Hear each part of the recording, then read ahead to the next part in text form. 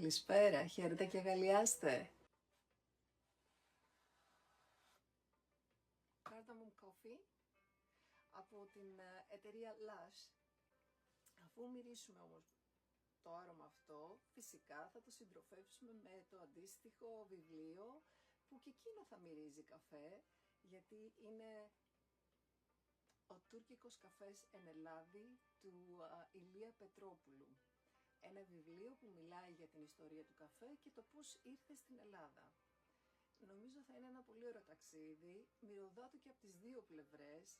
Ακόμη και γυρίζοντας τις σελίδες του βιβλίου, έχω την αίσθηση ότι θα νιώσετε αυτό το καφέ. Γιατί το Cardamom Coffee είναι ο καφές, ο οποίος είναι κατεξοχήν ο αραβικός, παύλα τουρκικός καφές, που έχει μέσα το κάρδαμο, το οποίο το κάνει ιδιαίτερο. Έχει την εμφάνιση του ελληνικού καφέ, όμως η γεύση του διαφέρει, του ελληνικού όπως τον έχουμε φέρει εμείς στα δικά μας μέτρα. Ξύπνα Βασίλο φώτισε, ξύπνα και πήρε μέρα, ξύπνα να πάρεις τον καφέ, τα φράτο παξιμάδι. Έτσι ξεκινάει το βιβλίο αυτό, πολύ φως έχω. Και δεν μιλάει φυσικά για το πώς μόνο έχει την ονομασία του ο τουρκικός καφές. Μιλάει για τα καφενεία, τα ωραία καφενεία που πίνεται αυτός ο καφές, το πώς ήρθε στην Ελλάδα, το πώς καθιερώθηκε και πολλά άλλα. Αυτό το μπουκάλι, το είναι πολύ απλό μπουκάλι. Ο χυμός του βέβαια είναι πάρα πολύ σκούρος, βλέπετε. Δηλαδή αν το ψεκάσω επάνω μου, φοράω λευκά, θα μυρίζει πολύ ωραία μεν, αλλά θα αφήσει σίγουρα τα σημάδια του. Μιλάμε για ένα πάρα πολύ πυκνό άρωμα καφέ, το Cardamom Coffee. Έχει μια πολύ έντονη αίσθηση, είναι ένα αρωματικό μείγμα καφέ, κάρδαμο φυσικά, και έχει oud, ελιά. Τώρα την ελιά δεν ξέρω πώς βγαίνει και πώς, αλλά διάβασα στα συστατικά του και λέει ότι έχει ελιά. Κάποιο συνθετικό υλικό πρέπει να είναι αυτό σίγουρα. Και φυσικά έχει και ροδέλαιο και ξύλο. Δηλαδή η βάση του στην ουσία έχει πάρα πολύ oud. Γι' αυτό μου αρέσει. Αυτό είναι το καλοκαιρινό μου άρωμα. Είναι ένα ιδιαίτερα αρωματικό μείγμα, όπως είπα, δυνατό, το οποίο αναδεικνύεται πάρα πολύ μέσα στη ζέστη. Μην ακούσω κανένα να μου πει ότι πρέπει να φοράμε δροσερά αρώματα. Η υποφαινόμενη δεν φοράει δροσερά αρώματα επειδή είναι καλοκαίρι. Σκεφτείτε μόνο πως οι μυρωδιές του καλοκαιριού είναι πάρα πολύ έντονες. Όλα τα αρώματα, με μπαχαρικά, με ζεστή αίσθηση, αναδεικνύονται πάρα πολύ το καλοκαίρι. Τώρα, θέλω να πω λιγάκι για τον δημιουργό αυτού του αρώματος, ο οποίος λεγόταν Σάιμον Κωνσταντίν και είχε πάει σε ένα στρατόπεδο συγκέντρωσης μεταναστών και εκεί ήταν μαζεμένοι πολλοί Λιβανέζοι Σύριοι και τους προσφέρανε ένα καφέ. Ο καφές αυτός λοιπόν είχε αυτή ακριβώς τη μυρωδιά και έτσι εμπνεύστηκε αυτό το άρωμα και μάλιστα έλεγε ότι αυτοί οι άνθρωποι, έλεγε, οι οποίοι δεν έχουν τίποτα, δεν τους έχει απομείνει τίποτα να προσφέρουν, μου προσφέρανε ένα ζεστό φλιτζάνι καφέ και ενθουσιάστηκε τόσο πολύ άνθρωποι οι οποίοι δεν έχουν τίποτα να προσφέρουν ένα φλιτζάνι καφέ από το ειστέρημά τους. Άνθρωποι οι οποίοι ήταν μέσα σε κάμπ. Για σκεφτείτε το αυτό. Και αυτή η εικόνα και αυτές οι μυρωδιές οδήγησαν τον Κωνσταντίν να δημιουργήσει αυτό το άρωμα. Αναγνώστη μου, εδώ μην περιμένεις να διαβάσεις την ιστορία του τουρκικού καφέ. Οι παραδόσεις για την ανακάλυψη του τουρκικού καφέ, οι αγώνες για την ελεύθερη επικράτησή του και εξέλιξή του μέχρι στις σύγχρονες ευρωπαϊκές ποικιλίες του, όλα αυτά τέλος πάντων είναι δεόντως κατεγραμμένα χρυσούς γράμμασιν στα σχετικά εγχειρίδια αλλά και στις εγκυκλοπαίδειες. Εδώ δηλαδή δεν θα κάνουμε κάτι τέτοιο, δεν θα κάνουμε το από πού προέρχεται, γιατί και αυτά είναι καταγεγραμμένα και θεωρούν δεδομένα τα πράγματα που θα διαβάσουμε σε αυτό το βιβλίο, με την έννοια ότι είναι μια ιστορική καταγραφή. Δεν είναι η άποψη του συγγραφέα.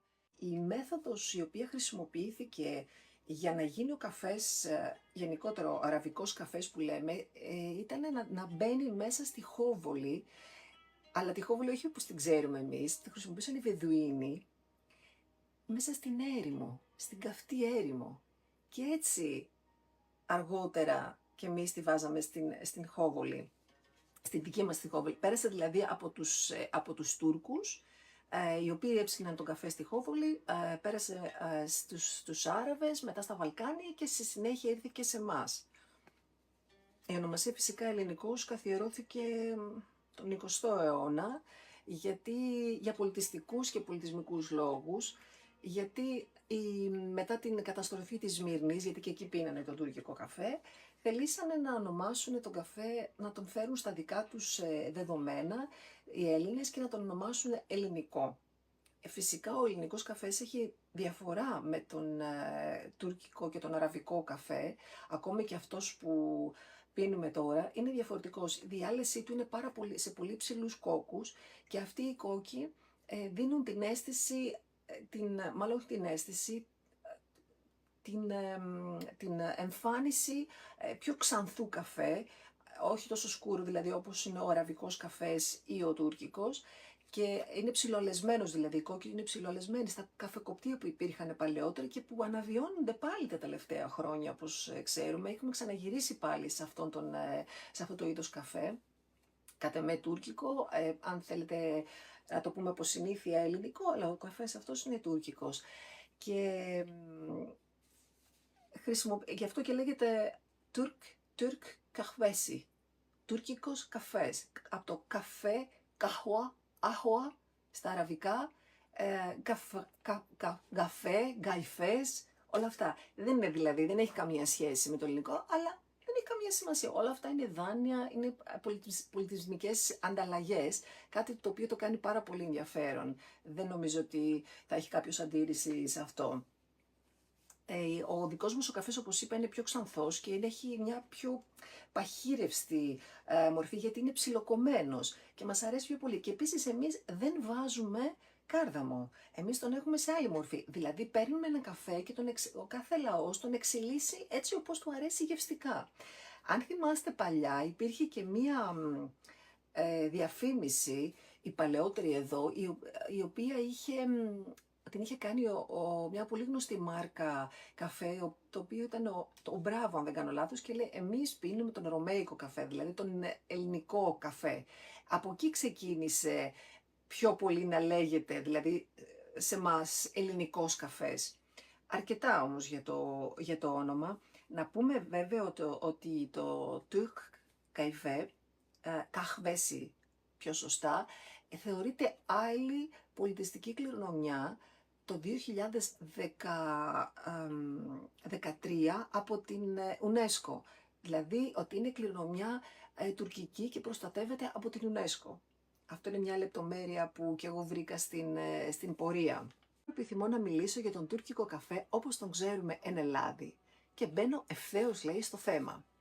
Οι Τούρκοι, όπου δέονα θεωρούνται πατεράδες των Νεοελλήνων, μεταξύ άλλων αγαθών και δεινών που μας κληροδότησαν, είναι και ο καφές.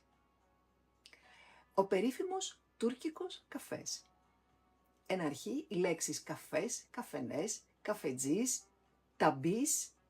Ο ταμπής, ξέρετε τι είναι ο ταμπής? Ο ταμπής είναι από το τουρκικό τέμπι, το οποίο είναι ο καφετζής, αυτός που κάνει την παρασκευή του καφέ. Ο ειδικός, ο μάστορης δηλαδή που φτιάχνει τους καφέδες, δεν είναι αυτός που έχει τον καφέ, είναι αυτός που φτιάχνει τον καφέ. Ντελβές, καβουρδιστήρι, καϊμάκι, τζεσβές, θεριακλής και άλλα. Όλα αυτά είναι τουρκικές λέξεις, τις οποίες τις χρησιμοποιούμε και εμείς φυσικά, εννοείται. Για την παρασκευή λοιπόν του καφέ, οι παλαιότεροι χρησιμοποιούσαν το ρήμα ψήνο, το οποίο μου αρέσει πάρα πολύ. Όταν πηγαίνω σε ένα σπίτι και μου λένε, γιατί αγαπώ πάρα πολύ τον τουρκικό καφέ, και μου λένε να σου ψήσω ένα καφέ, εκείνη τη στιγμή έχω ήδη τη μυρωδιά του στη μύτη μου. Η αίσθηση, αυτό το πράγμα, όχι να σου φτιάξω ένα καφέ, να σου ψήσω ένα καφέ. Το λένε συνήθως οι παλιοί, δηλαδή όταν πηγαίνω σε κάποιες γυραιές φίλες μου, και όταν λέω γυραιές εννοώ άνω των 70, και μου λένε να σου ψήσω καφέ, είσαι γιαγιάδες, αισθάνομαι μια απίστευτη ευεξία και μια απίστευτη έτσι χαρά, γιατί έχω την αίσθηση ότι η ιστορία μέσα σε αυτή τη λέξη. Ψήνω ένα καφέ. Γιατί τον ψήνουνε στην ουσία τον καφέ, όταν τον ψήνανε μέσα στη χόβολη. Αυτό το πράγμα κάνανε. Τον ψήνανε, έτσι δεν είναι? Μ' αρέσει στον καφέ μου να σερβίρουν αυτό το γλυκό του κουταλιού. Πάμε να δούμε λοιπόν τα γλυκά του κουταλιού τα οποία προσφέρονται στον καφέ αυτόν. Η γκάμα των γλυκών κουταλιού μοιάζει να είναι ατελείωτη. Το τριαντάφυλλο, πεθαίνω για τριαντάφυλλο, θεωρείται σαν ένα από τα ωραιότερα γλυκά κουταλιού. Να σημειώσω εγώ ότι μαζί με το τριαντάφυλλο, το νούμερο 1 για μένα είναι το σικαλάκι. Αυτό που έχει και το λευκό αμύγδαλο και τη μυρωδιά από γαρίφαλο. Απίστευτες μυρωδιές. Το σικαλάκι αλλά και το περγαμόντο. Το φτιάχνουν στη Χίο αλλά και στο Άγιον Όρος. Οι Χιώτες έκαναν εξαιρετικά γλυκά κουταλιού, άνθος λεμονιού δηλαδή, φιστίκι, νερατζάκι. Στη Θεσσαλονίκη αγαπούσαν τον καταπληκτικό, κρατηθείτε, ντολμά.